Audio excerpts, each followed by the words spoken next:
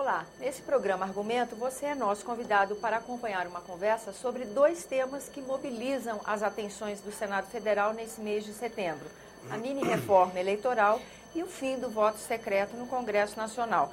Quem conversa conosco sobre o assunto é o senador Rodrigo Hollenberg. Obrigada pela sua presença, senador, aqui no nosso programa.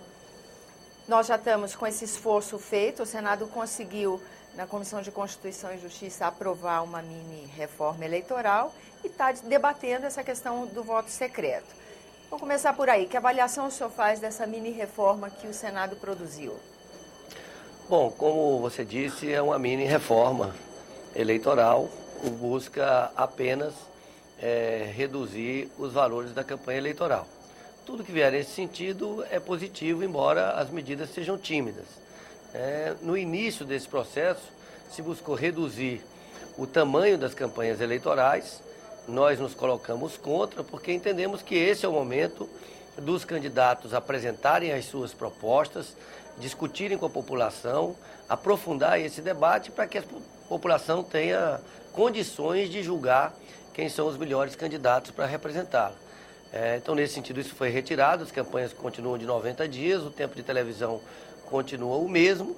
Agora, algumas questões foram proibidas, por exemplo, a colocação de placas nas ruas, o que eu acho importante, porque além de baratear a campanha, as cidades ficam muito feias, muitas vezes as cidades ficam muito sujas, né?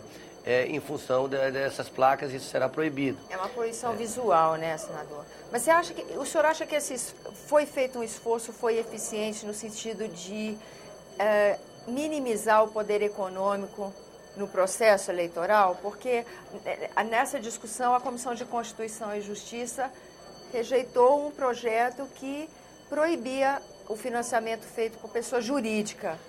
Na verdade, veja bem, o que a gente precisa fazer, o que o Congresso precisa fazer, é uma reforma política para valer. E eu não acredito que esse Congresso faça, porque as pessoas todas que estão aqui foram eleitas por esse sistema político, foram beneficiadas em maior ou menor medida por esse sistema político.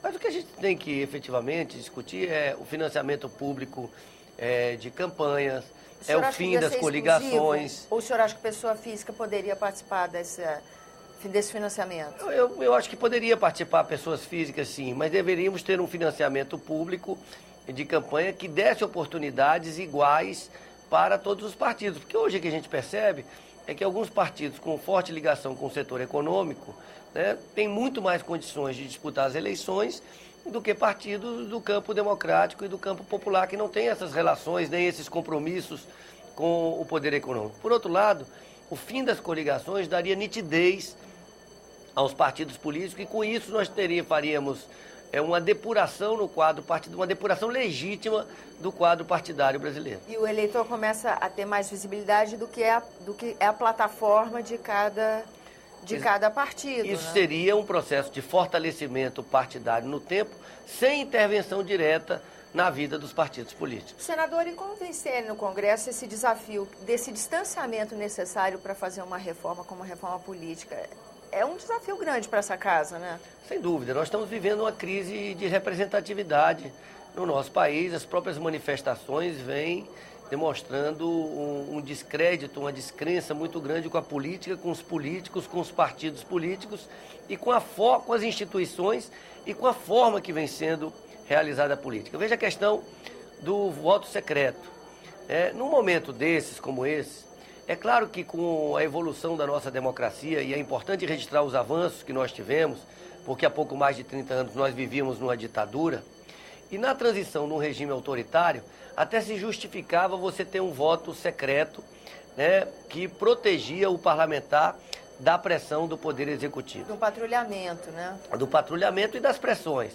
Mas com o avanço da democracia, com o avanço das redes sociais, que hoje as pessoas acompanham em tempo real o que está acontecendo no Congresso, com as próprias TVs legislativas e a TV judiciária, que hoje transmite ao vivo os julgamentos, não tem mais sentido o parlamentar se esconder através do voto secreto.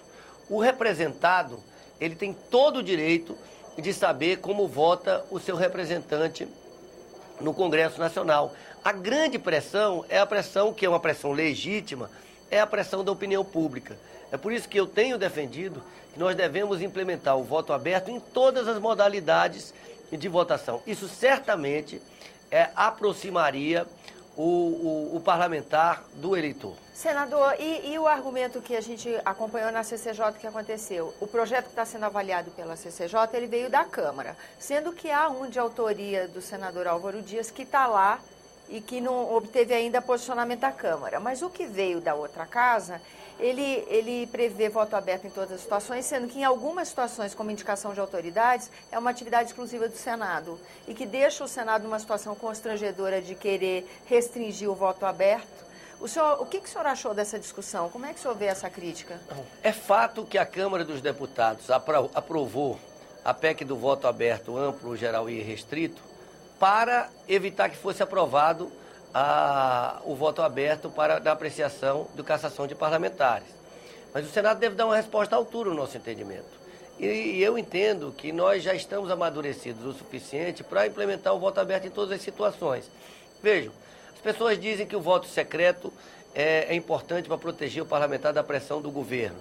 Mas, historicamente, praticamente todos os vetos do governo têm sido mantidos.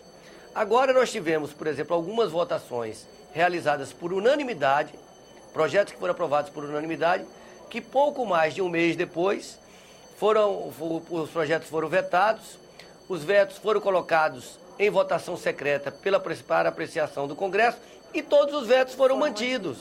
Porque é claro que existem formas também de pressão do governo no voto secreto. Agora, se o voto for aberto, a grande pressão é da opinião pública. Se você votou de uma forma há 30 dias atrás e votou diferente 30 dias depois, você terá que explicar à população quais foram as razões que lhe levaram a mudar de voto. Então a população se aproximará do seu representante. É por isso que eu e o PSB defendemos o voto aberto em todas as situações. Senador, agora só para esclarecer, sendo aprovado o fim do voto secreto nas duas casas, nos casos previstos constitucionalmente, o que acontece em caso previsto regimentalmente, como é a questão da eleição das mesas da casa e das comissões? Automaticamente essa figura do voto secreto também cai? Eu entendo que não automaticamente, mas politicamente seria uma contradição o Senado aprovar, o Congresso aprovar o voto aberto em todas as modalidades de votação e na eleição da mesa, por exemplo, não aprovar. Já existem outras propostas de alteração no sentido de implementar o voto aberto também nesses casos previstos pelo regimento interno. Agora, sem dúvida alguma, politicamente, depois de aprovar o voto aberto para cassação de parlamentares, para apreciação de vetos, para indicação de parlamentares, não teria sentido algum manter qualquer outra modalidade de voto secreto no Congresso Nacional. Fica insustentável, né? Sem dúvida. E na perspectiva do senhor, essa questão, esse debate na CCJ, o senhor acha que o fim do voto secreto acontece ainda nesse mês de setembro? Tenho dúvidas. O que eu estou percebendo é que é uma forte resistência de setores da Casa de aprovar o voto aberto, amplo, geral e restrito.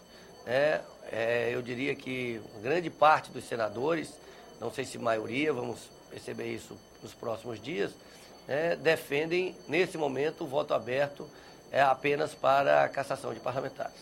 Bom, então, cabe ao cidadão se manifestar, já que tem a possibilidade de se comunicar diretamente com os gabinetes dos senadores, né? Sem dúvida, esse é o papel e nós entendemos que devemos ampliar todos os instrumentos de participação.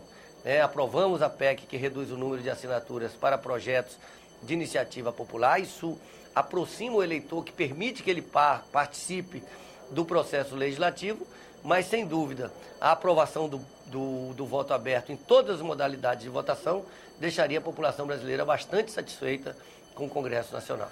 Senador, muito obrigada pela sua presença no nosso programa. E a você que nos acompanha, muito obrigada pela atenção. Esse é o programa Argumento. Eu sou Tânia Horman e você pode participar do nosso trabalho enviando sugestões ou crítica. 0800 61 2211, ligação gratuita, ou www.senado.leg.br/TV. Até a próxima.